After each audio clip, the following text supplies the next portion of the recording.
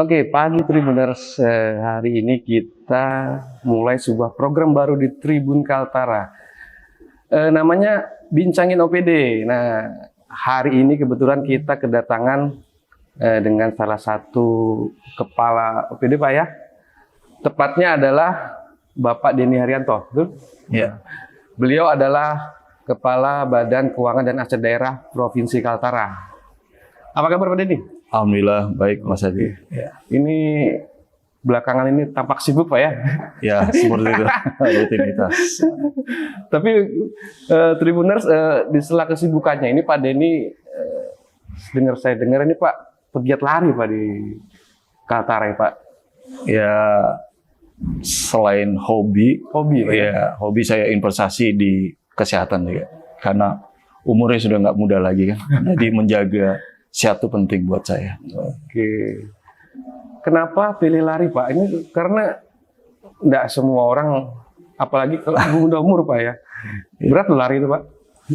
Kalau asalnya mau asal ya, asal mau asal. Kalau lari ini sebetulnya bukan olahraga favorit saya sebetulnya. Awalnya bukan.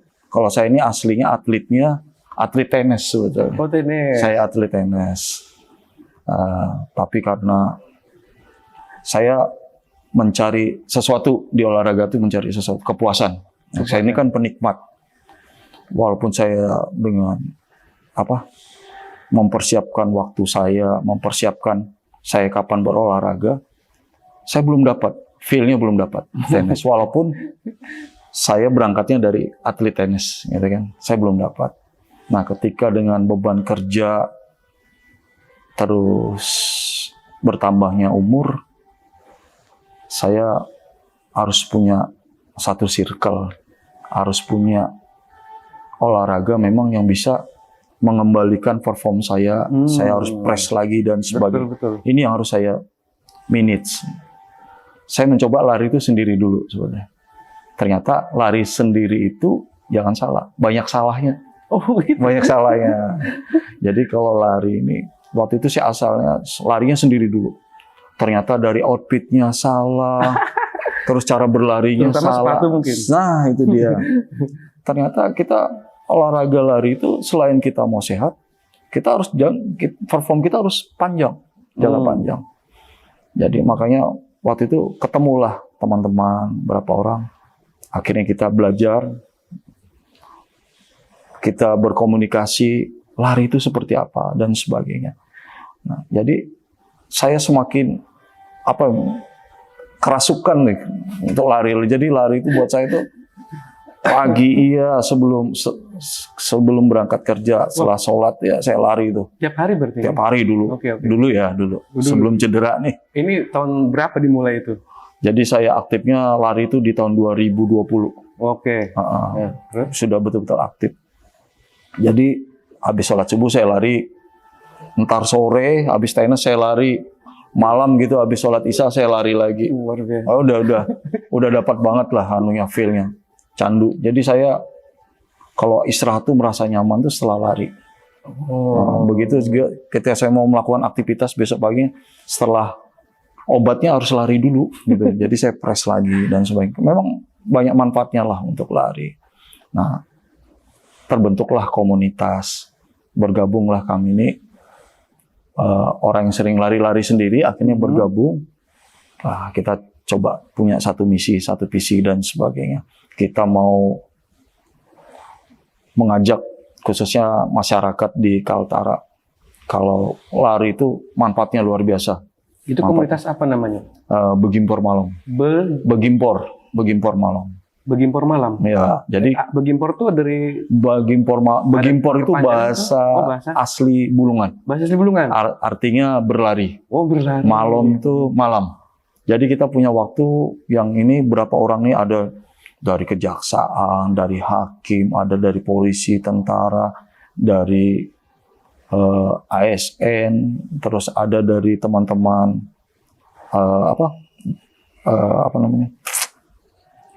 akademisi. Akademisi ya. Nah, kita gabung semua dari perbankan, semua kita gabung. Bisanya ketemunya malam. Gitu. Jadi nggak mengganggu aktivitas. Jadi kita larinya malam. Oke. Berapa anggotanya sekarang itu? Kita ratusan, udah ratusan. Wow. Jadi sudah yang gabung, termasuk anak-anak juga, pelajar-pelajar dan sebagainya. Nah, jadwalnya larinya? Jadwalnya kita lari Yang malam, sekarang ya. Kita larinya Selasa malam sama Jumat malam sama Minggu pagi. Minggu pagi. Nah, berkembanglah yayasan ini jadi yayasan jadinya. Jadi yayasan Begimpor Malam itu. Karena kita betul-betul serius. Oke. Makanya ada kalender berkaitan dengan hari ulang tahun Kaltara tuh, kita merayakan hari ulang tahun Kaltara. Salah satunya event itu ada Kaltara Begimpor. Nah, Kaltara Begimpor itu masuk jadi agenda nasional. Nasional. Jadi ini tahun kelima. Makanya nanti masuk pelari-pelari nasional yang meraih medali emas di SEA Games dan sebagainya. Termasuk pelari internasional udah yang dari Kenya dan sebagainya hadir di Kaltara. Nah, jadi Kaltara Begimpor itu salah satu event yang ditunggu para runners di Indonesia. Nah, itulah perjalanan. Nah, kalau saya ini sangat berterima kasih dengan lari apa? Dulu saya sendiri yang lari. Sekarang anak, istri pun ikut. Semua, luar biasa. Jadi di kesempatan dimanapun saya kalau umpamanya lagi DL dan sebagainya, keluar kota, yang saya saungi, saya pastikan saya bawa sepatu dulu. Itu sebelum saya cedera, tapi ya itu perjalanan di tahun lalu saya cedera, saya harus operasi dulu. Jadi saya harus recovery, memulai lagi nih pelan-pelan. Kemarin saya operasi lutut karena ada robek meniskus sama ACL-nya putus. Itu efek terlalu karena itu atau gimana? Overuse, berlebihan. Nah, berlebihan dan di awal-awal kita kurang pengetahuan tentang dunia lari tadi. Nah, itulah makanya kenapa lari itu harus sama-sama, karena ada informasi yang penting buat pelari. Sebetulnya lari bukan lari saja, harus ada hal yang di luar lari harus kita lakukan untuk menguatkan lari kita itu. Latihan strength dan sebagainya itu penting. Asupan vitamin, makanan juga penting dan sebagainya. Itu dia. Untuk menjaga jadi kita bisa lari terus. Kalau saya senang, saya sekarang sekeluarga udah lari semua seperti itu, termasuk keponakan dan sebagainya. Artinya secara pribadi saya berhasil nih mengajak orang-orang yang saya sayang ini menjaga kesehatannya seperti itu. Nah, rute favorit di sini di mana Pak kalau lari? Rute favorit? Ya. Dari rumahnya di mana? Jalan Binjai, saya mutar, saya pinggir sungai sampai Kampung Arab, balik lagi. Gitu, itu balik lagi. Kurang lebih kalau kilometernya 10 itu. 10 km. Sudah saya hitung kilometer. Karena dia flat ya, tidak ada tanjakan. Tidak ada tanjakan. Terus saya sensasinya itu kalau dapat hari bagus kita ketemu embun tebal tuh. Oh begitu. Nih favorit nih, embun tebal, segar banget lah. Segar banget. Jadi kalau untuk paru-paru dan sebagainya, oksigen kita mungkin orang yang pertama menghirup udara segar pas lari kalau subuh, kalau di Kaltara seperti itu. Nah, selama lari ini sudah pernah mungkin ikut event yang di luar daerah atau di mana gitu? Ya, kalau event udah banyak ya. Yang paling berkesan mungkin Pak, ceritakan nih. Ya, kalau event pertama kali saya ikut tuh Kaltara Begimpor, alhamdulillah saya podium 2. Luar biasa. Podium 2. Terus saya pernah lari 76 kilo, itu juara 1 se-Indonesia antar ASN. Terjauh itu Pak ya? Iya. Pernah dicatat Pak Aden nih? Sudah, kita Kaltara, ASN Kaltara juara 1. 76 kilo. 76 kilo. Pas hari ulang tahun HUT proklamasi yang ke-76. Saya lari itu. Terus saya pernah lari di Bandung, Pocari Sweat 2 kali. Terus yang terakhir nih, saya pernah lari di Malaysia juga di Tawau. Terus saya lari terakhir di Maybank di Bali. Di Bali itu pasca operasi itu. Pasca operasi sekitar 3 bulan. Saya coba lari 10K. Jadi nemani anak yang kecil dulu kan. Jadi dia kepingin betul lari di mana, di Bali. Kalau Bali ini kan waktu itu satu kali start itu dilepas kurang lebih 17.000 orang sama bule kan.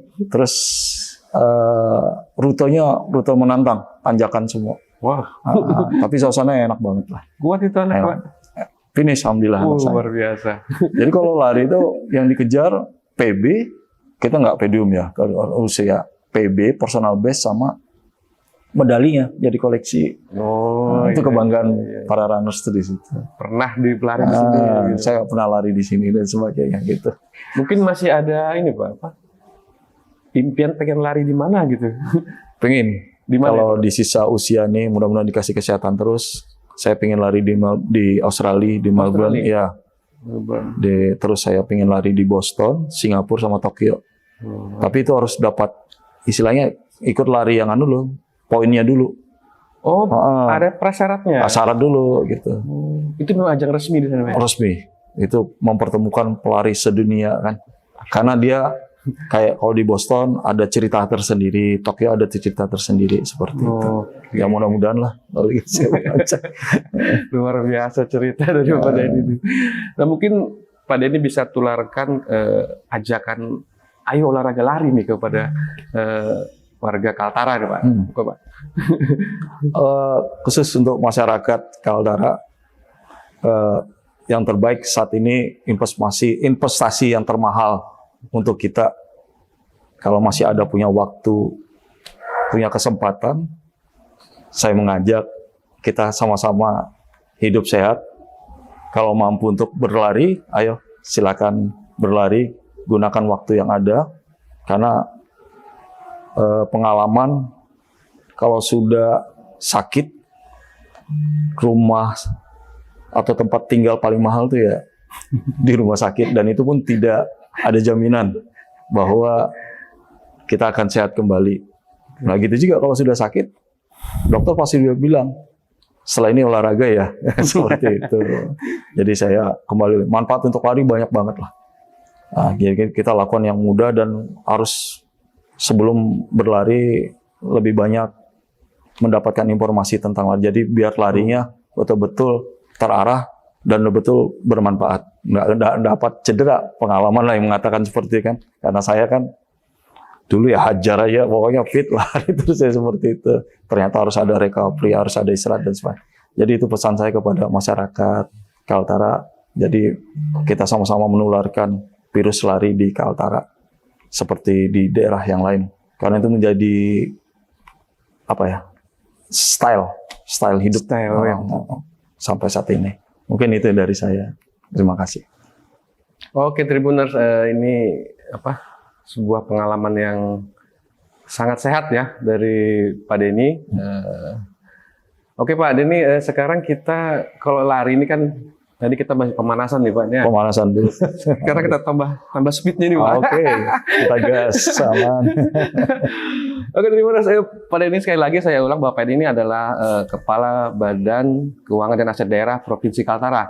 Nah, gini Pak Denny, ini yang ramai belakangan ini Pak ya, sepertinya saya ikuti beritanya itu sepertinya mulai dari awal bulan ini Pak ya. Mulai dari apa istilahnya ini penghapusan insentif guru kemarin Pak ya untuk PAUD dan SMP Pak ya. Oke.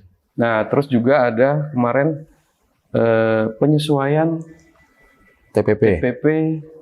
pekerja apa kontrak Pak ya. P3K. P3K. Oke. Nah, itu apa sebenarnya Pak, bisa diceritakan Pak awal? Yang mana dulu nih? Gitu, Yang mana dulu? Dari awal bulan dulu sepertinya. Bukan dulu yang, ya, Pak. yang guru Insentif dulu ya? Guru ya. Oke, baik. Kalau kita berbicara insentif guru kepada tutor PAUD, guru TK, guru SD, guru SMP, ini kita mulai di tahun 2015.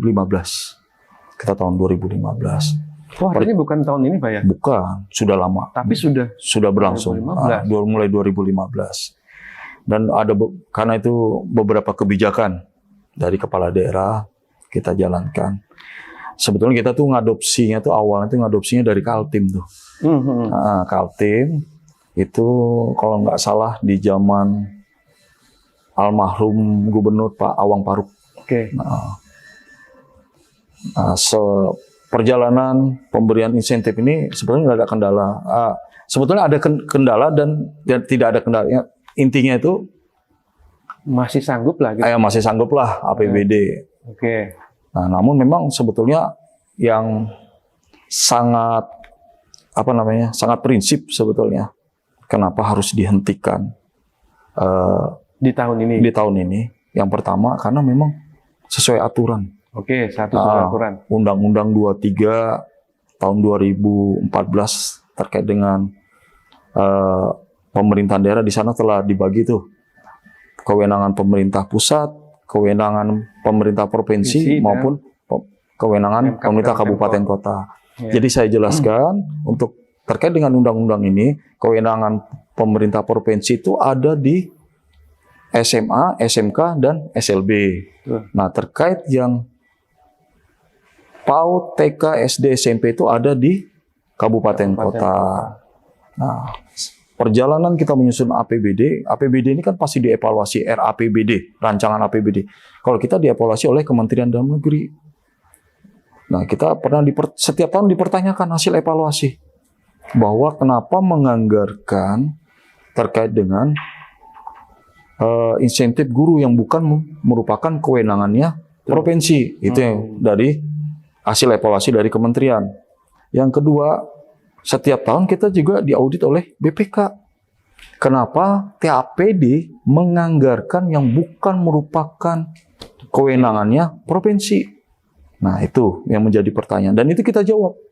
Kita jawab terus, tapi jawaban yang sama. Tapi itu tidak jawaban yang sama.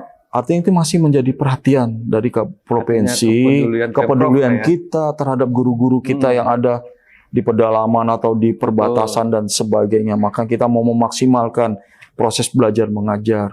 Tapi apapun itu, karena kita bernegara, berpemerintah, semuanya diatur oleh aturan. Itu dia terbenturnya. Nah, kembali lagi, itu yang menjadi kenapa ditanya oleh Kemendagri, kenapa ditanya oleh BPK. Karena APBD itu anggaran berbasis kinerja. Anggaran maksudnya berbasis kinerja karena output maupun outcome-nya itu terukur. Terukur. Jadi kalau kita belanja ini nanti outcome-nya ini seperti ini. Nah, ketika kami menyusun ini ya untuk pemberian insentif ini menjadi pertanyaan. Uangnya ada tapi belanjanya tidak diakui. Maksudnya seperti ini, saya jelaskan kenapa tidak diakui. Karena uangnya ada tapi tidak diakui. Kita mau naruh uang belanja ini ke mandatory spending urusan pendidikan. Kan itu kan TK, SD, SMP. Nggak bisa, karena bukan kewenangan. Itu dia, tidak diakui untuk mendongkrak persentase 20% itu tadi.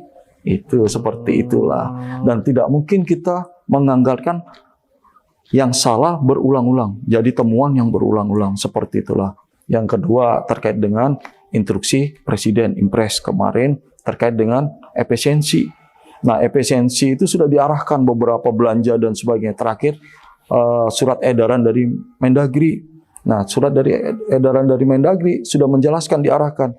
Kita harus fokus sesuai dengan kewenangan, sesuai dengan belanja-belanja yang telah diarahkan. Kita harus fokus nih, mandatory spending, bidang pendidikan, kesehatan, pengawasan, pelayanan publik, infrastruktur, terkait dengan SPM, terkait juga dengan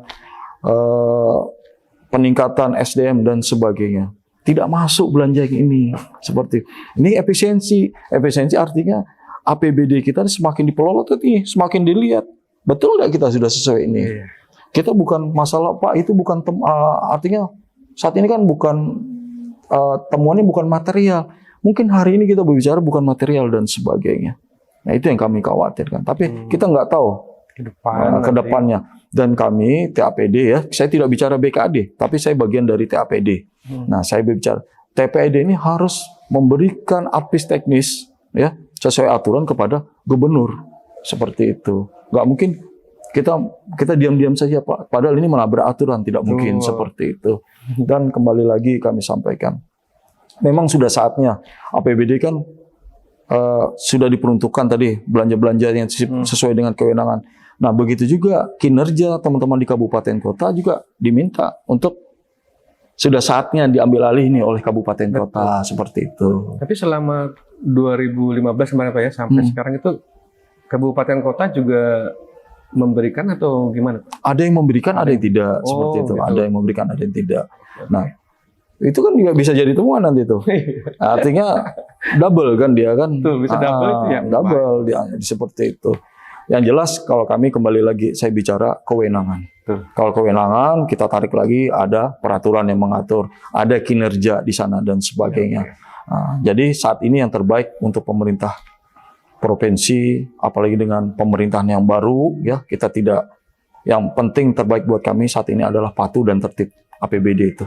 Artinya pemerintah provinsi sekarang tegas Pak ya? Ya, karena kita juga ditegasin dari pusat ya kan sama. Nggak boleh kita, artinya APBD ini betul-betul memberikan manfaat seperti itu. Nanti ditanya, mana nih yang ini menjadi kewenangan kok tidak dikerjakan, seperti itu. Iya. Nah kalau penyesuaian TPP P3K ini, ya. Kalau kita selesai ya yang tadi ya, udah. Mudahan apa ya, para guru di artinya paham lah ya, bisa memahami semua Iya, kondisi yang ada. Nah, yang tadi sudah saya sampaikan juga terkait dengan efisiensi tadi kan. Kalau APBD kita kemarin di 2024 di perubahan itu 3,9, sekarang kan terjun bebas nih, jadi 2,9. 2,9 Di murni 2025 ini artinya ada 1 triliun yang kita kehilangan ya seperti itu pendapatan kita. Nah, terkait dengan TPP saya sampaikan, saya tegaskan kita memahami baik itu PNS ya. Nah, saya bicara nih PNS, ASN, garing, tenaga P3K. Itu bukan hak. Nah, TPP itu bukan hak. Nah, itu harus dasarnya itu bukan hak.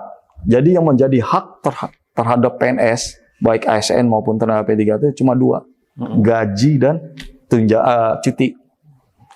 Jadi kalau terkait dengan TPP, saya nih aturan seperti ini. PP nomor 12 tahun 2019 pasal 58 menyatakan TPP dapat diberikan berdasarkan kemampuan keuangan daerah. Kenapa TPP di Indonesia itu ada daerah yang memberikan, ada daerah yang tidak memberikan? Karena kemampuan APBD-nya masing-masing beda. Itu yang pertama. Yang kedua, coba lihat. Apakah TPP kita sama dibanding dengan TPP yang lain di Indonesia? Beda kan? Nah, itulah dia seperti itu. Karena berdasarkan kemampuan keuangan daerah. Nah, saya sampaikan seperti itu. Pasti pertanyaannya seperti ini. Kenapa beda, Pak, antara PNS dan tenaga P3K? Jelas beda. Jadi kalau PNS tidak boleh dikatakan sama dengan P3K. Peraturan undang-undang yang mengatur perekrutan dan sebagainya, tanggung jawab dan hak dan sebagainya itu beda. Dipisahkan tuh. Tenaga P3 ASN dengan PNS sudah beda. Jadi nggak boleh kita bilang sama. Dan kita patut bersyukur tenaga P3K yang ada di Kaltara. Boleh ditelusuri. Tenaga P3K yang ada di Kaltara ya, khusus provinsi. Provinsi. Okay. Coba lihat bandingkan dengan Tarakan P3K-nya. Diberikan nggak TPP? Nggak ada kan? Belum ada info. Nggak ada. Saya pastikan. Nunukan itu apa 500 apa 600 per bulannya. Bulungan apa 1 juta atau 1,5. Begitu juga KTT, begitu juga Malinau. Kita ini rata-rata ya itu di golongan tertinggi ya. Itu sekitar 2.100.000. 2.100.000. Pembandingnya saja itu APBD kita 2,9. Coba APBD 27 triliun. Kaltim tertinggi itu 2,5. Wow. Itu dengan maksud saya seluruh tenaga P3K-nya. P3K-nya biar mungkin Tribuners biar jelas juga tenaga P3 ini apa saja Pak di Kaltara gitu. Kita ada pendidikan, ada kesehatan, ada yang teknis dan sebagainya. Jadi seperti ini. Saat ini tenaga P3K yang sudah bekerja ya, yang sudah kita terima itu sekitar 500 orang. Saat ini. Terus nanti yang akan diserahkan per tanggal 1 Juli itu sekitar 1.300 sudah berapa tuh? 1.800 ya? 1.800. Nah, nanti tahap 2 yang akan mendaftar nanti ya. Ada tahap 2. Itu 850 Jadi totalnya 2.701 perkiraan kita seperti itu. Jadi kalau kita terkait dengan belanja pegawai yang ada dalam APBD kita, belanja pegawai itu dikatakan sehat tidak melebihi 30%. Tidak boleh melebihi 30%. Itu APBD-nya sehat karena ada belanja barang jasa, ada belanja modal, dan belanja barang dan jasa ini terkait dengan pelayanan publik. Kalau nilainya tuh, kalau belanja pegawai sudah tinggi, belanja pegawai ini akan berkurang. Betul kan? Otomatis berkurang. Saat ini kita sudah di angka 30% belanja APBD kita. Nah, bayangkan kalau kemarin teman-teman yang 500 orang itu menuntut bahwa kami harus sama tuh dengan PNS yang kemarin. Oke, kemarin tidak mau membebani APBD. Dan itu dipertanyakan. Pak, Bapak memberikan TPP tenaga P3K itu dasarnya apa, Pak? Ada rumusnya kan? Nah, itu. Itu dirumuskan. Menghitungnya itu gimana? Menghitung itu ada dengan tim dan sebagainya. Nah, inilah yang tidak masuk sudah di sini, tidak diperkenankan oleh Kemendagri. Seperti itu.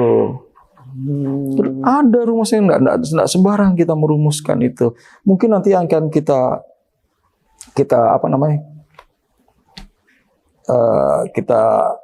rapikan lagi sesuai dengan surat keputusan pemberian TPP ini terkait dengan zonasi kali ya. Maksudnya ada daerah terpencil, jangan disamakan nih dengan daerah sekarang belum itu, Pak ya? Nah, itu yang mau kita masukkan nanti. Seperti itu. Nah, itu akan kita bahas seperti itu. Masih digodok intinya. Ya, masih godok. Jadi kalau saya bicara yang 2.700 saja ya. TPP-nya saja kami hitung 1 tahun dengan standar yang ada, itu kurang lebih 200 miliar nanti. Oh. Minimal 200 miliar. Satu tahun anggaran. Tahun ini ya? Enggak, tahun depan 1 tahun, 12 bulan. 12 bulan, tambah THR, tambah gaji 13. Iya kan? Nah itu kurang lebih, itu belum gajinya. Gaji kan bervariasi dengan tingkat pendidikan. Ada 3 juta sekian dan sebagainya sampai yang tertinggi. Itu kami perkirakan ya 200 lebih, artinya ada 450-an taruh miliar untuk menganggarkan. Nah, 1 triliun. 1 triliun gitu kan. Jadi kalau kita tuh harus bersyukurnya harus lebih banyak. Karena masih tertinggi tuh di Kaltara seperti itu kan. Masih luar biasa tuh ya. Luar biasa lah. Info awal, Pak. Penyesuaiannya seberapa besar, Pak? Kemarin bisa sampai berapa yang paling tinggi mungkin? Ya mereka perkiraan sampai 5 jutaan ya. Wow. 5 jutaan. Sekarang tertinggi mungkin 2 juta 100 ya. Jadi sekali lagi tidak bisa bahwa bilang itu antara PNS dan P3 sama, beda. Aturan mengatur juga beda, cara rekrutnya juga beda dan sebagainya. Itu dia. Kewajibannya juga beda. Oke, mungkin nanti yang sedang digodok ini mungkin tadi itu Pak ya zona golongan. Nah, dia kan golongan 1 sampai 17 rasanya. Golongan sampai 17. 17 seingat saya seperti itu. Nah, penggodokannya ini kira-kira selesainya kapan ini, Pak? Secepatnya lah kalau kita menyesuaikan kembali. Jadi kalau kita hitung lagi kalau daerah terpencil berapa, ya paling ya kita menghargai, mengapresiasi guru-guru yang ada di sana lah seperti itu kan. Termasuk nakes juga mungkin Pak ya di sana. Saat ini ya seperti itu yang kita pakainya kan daerah terpencil kayak gitu, pedalaman dan sebagainya. Siapapun yang berada di sana ya itu masuk di situ dia. Gitu dia. Nah, mungkin khusus untuk guru ini Pak ya. Kira-kira dengan adanya penyesuaian TPP ini, P3K ini, bagaimana mempengaruhi mereka? Mungkin ada yang malas-malasan ngajar atau ya mungkin kita tidak berharap seperti itu Pak ya. Ya. Itu kira-kira gimana Pak menilai? Ya, sekali lagi saya sampaikan kan, kalau kita nih menjadi tenaga P3K itu harus bangga. Harus bangga. Karena itu kebijakan pemerintah pusat. Pengganti kita tidak diterima sebagai CPNS, betul nggak? Betul. Nah, harus bangga. Nggak boleh sekarang Pak ya. Dan bersyukur. Karena rata-rata sudah melewati 35 tahun tidak bisa lagi menjadi PNS lagi. Itu sudah pasti. Itu penghargaan untuk mereka dan mereka harus bersyukur. Kalau saya seperti itu, kembali lagi seperti itu. Kalau dia dampak ya pasti berdampak. Kalau kemarin di 5 juta jadi 2 juta ya pasti ada yang harus di manage lagi kan. Harus ada lagi diatur. Tapi jangan lupa kalau guru itu kan pasti ada tunjangan lainnya juga. Ya kan? ada TPG, ada sertifikasi, Sertifikasi. ada tamsil dan sebagainya. Itu dia. Kalau saya, insya Allah kalau saya sudah kita hitung-hitung cukup saja kok semuanya. Tapi bagaimana memanage kan?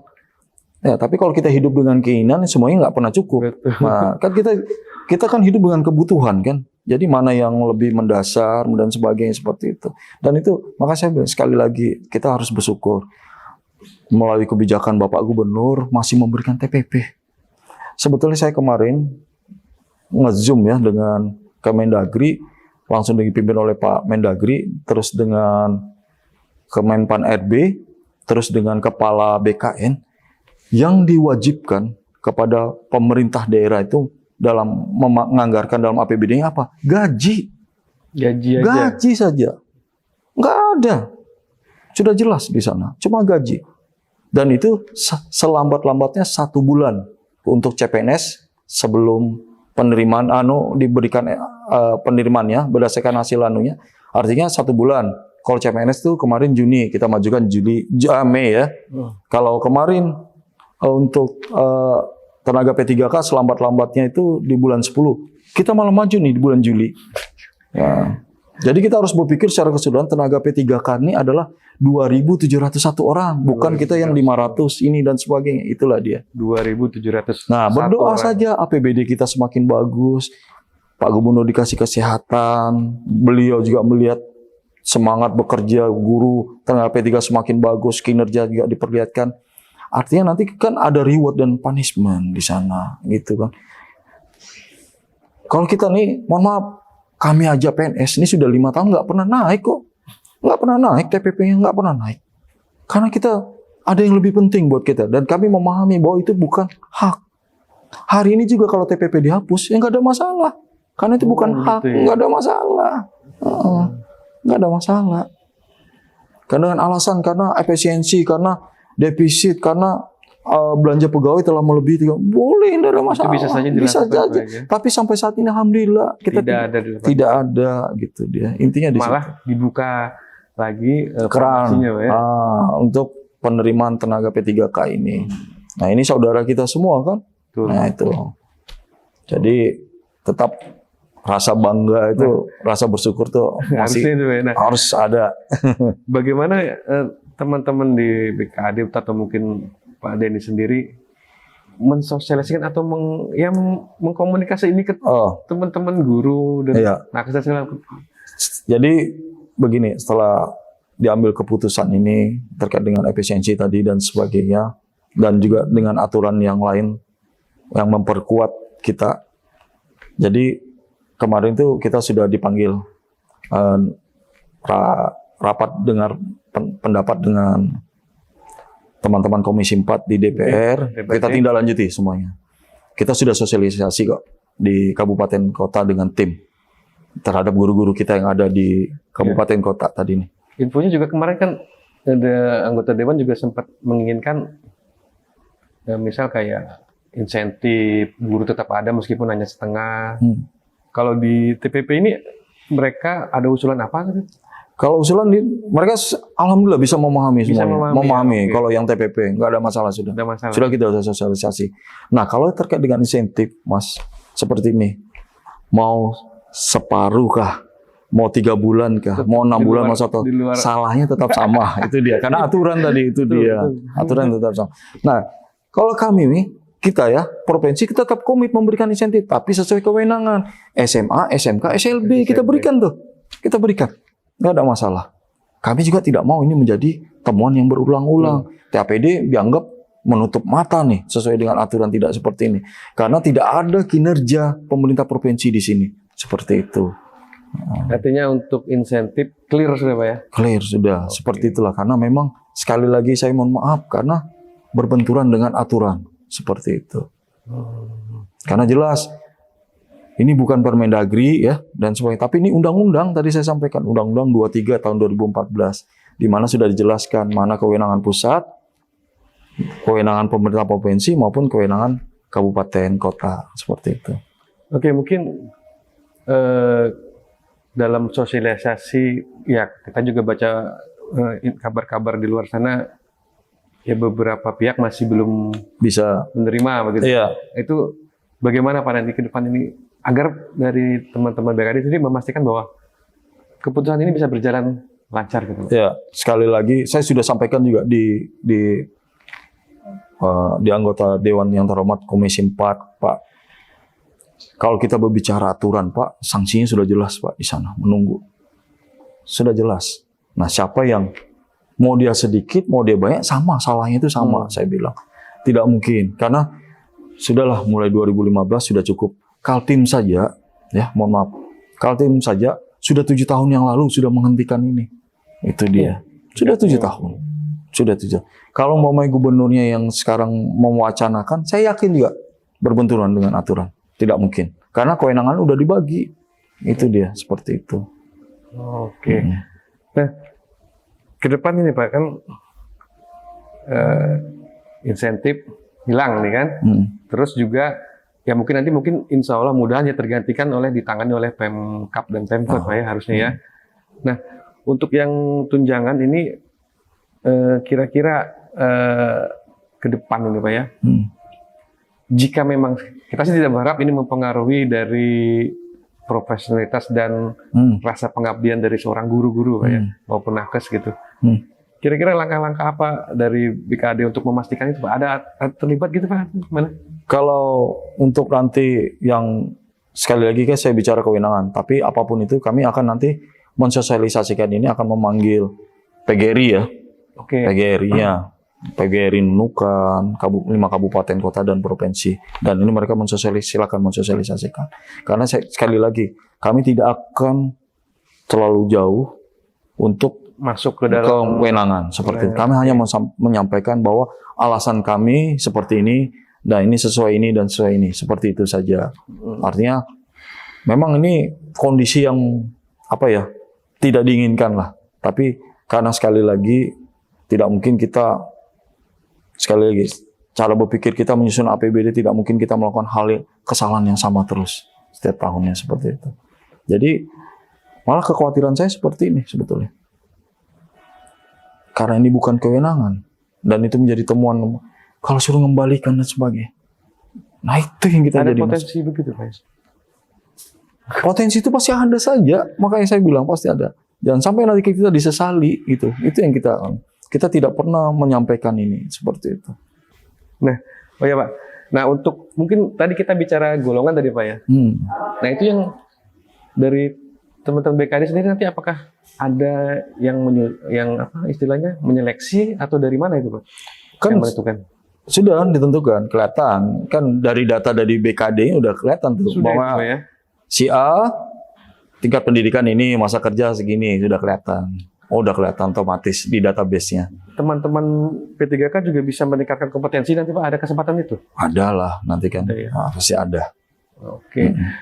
Nah, kira-kira ini Pak, dengan efisiensi ini ya, tahun ini efisiensi, terus kira-kira itu ke depan, misal 2006 atau 2007, formasi P3K ini begini Pak, apakah masih dibuka atau diperkecil atau gimana Pak? Rasanya ini udah terakhir ini. Ini yang terakhir? Tahap 2 sudah terakhir, sudah nggak ada lagi setelah itu. Artinya, ini memang sudah sesuai dengan kebutuhan di Kaltara. Iya. Kebutuhan di Kaltara memang mereka sudah waktunya memang. Yang memenuhi syarat ini kita angkat. Nah itu dia. Karena P3K nih, kita kan dikasih kesempatan. Ayo daerah mana mau nih. Memang ada daerah yang lain tidak membuka ini. Rekrut untuk tenaga P3K karena kemampuan keuangannya. Nah kita ini udah siap malah. Harusnya bulan 10 kita majukan bulan Juni nanti. Terus kita kasih TPP-nya lagi dan sebagainya. Nah itulah dia. Tapi jumlah yang tadi 2.701 untuk sementara ini itu sudah cukup mengcover atau melayani kekurangan tenaga PNS di daerah yang terpencil tadi itu bagaimana? Insya Allah udah cukup lah. Udah cukup lah kalau dari kita kan. Karena aturan juga yang membatasi kita itu yang pertama kan. Yang kedua memang kalau saat ini kemampuan keuangan kita untuk belanja pegawai kita juga sudah melebihi 30%. Itu dia. Oh, Jadi nggak mungkin kita melakukan penerima CPNS lagi ya dan sebagainya, karena belanja pegawai kita sudah di angka, di warning sudah di persentasenya. oke, Tribuners, tadi diskusi banyak ya dengan Pak Denny. Memang butuh Pak ya, kesadaran bahwa ini adalah satu bukan hak. Bukan Tadi hak. saya tangkap Untuk bukan TPP hak. bukan hak. Betul. Kedua juga disesuaikan dengan keuangan atau kemampuan keuangan daerah. Ya. Apalagi di tahun ini kita tahu bahwa Seluruh Indonesia. seluruh Indonesia harus mengikatkan lagi Efisiensi. efisiensi, Anggaran. karena ikat pinggang kita lebih kencang karena efisiensi itu. Mungkin terakhir Pak Denny, bisa disampaikan buat ya teman-teman P3K, guru segala macam, ya untuk menerima kondisi ini dengan sadar, terus juga tanpa mengurangi nanti profesionalitas kerja mereka. Ya. Monggo Pak Denny. Ya, saya secara pribadi ya, mengajak semua teman-teman khususnya yang tenaga P3K yang terdiri dari guru, nakes, dan sebagainya. Mari kita sama-sama menjaga semangat bekerja. Ya, mudah-mudahan Allah memberikan APBD atau kemampuan keuangan kita lebih baik di tahun-tahun berikutnya. Kami terus mengupayakan dan memikirkan juga semuanya terkait dengan kesejahteraan dan memberikan masukan yang terbaik untuk Bapak Gubernur. Nah, jadi saat ini yang terpenting saat ini buat kita bersabar, Bapak Ibu, kita bersyukur, ya, kita masih lebih baik dari teman-teman yang lain yang ada di kabupaten kota maupun di provinsi lainnya. Jadi semangatnya jangan kendor, tetap yang menjadi tanggung jawab kita, ya, menjadi kewenangan kita, menjadi beban kita, tetap kita laksanakan dengan sepenuh hati. Jadi doa-doa dan dukungan dari teman-teman dari tenaga P3K buat kami juga, mudah-mudahan ya kita berdoa saja APBD kita semakin bagus nanti ke depannya dan kita bisa memposisikan kembali terkait dengan pemberian tenaga TPP kepada tenaga P3K ini menjadi lebih baik lah. Artinya bisa secara kesejahteraan itu bisa terpenuhi. Mungkin itu dari saya. Terima kasih. Oke Tribuners, demikian tadi kita sedikit atau berbincang soal insentif guru dan juga tunjangan kerja dari P3K. Mudahan ini sedikit banyak bisa memberi pencerahan lah kepada teman-teman P3K di Kaltara bahwa memang bukan niat Pemprov ya untuk ya tidak mensejahterakan, tapi ya memang sesuai dengan kemampuan keuangan ke daerah. Oke Tribuners, sekian dari kami, dari saya Adinata Kusuma dan juga Pak Denny dari Kepala BKAD Provinsi Kaltara. Jumpa lagi di Bincangin OPD edisi selanjutnya. Salam Tribun.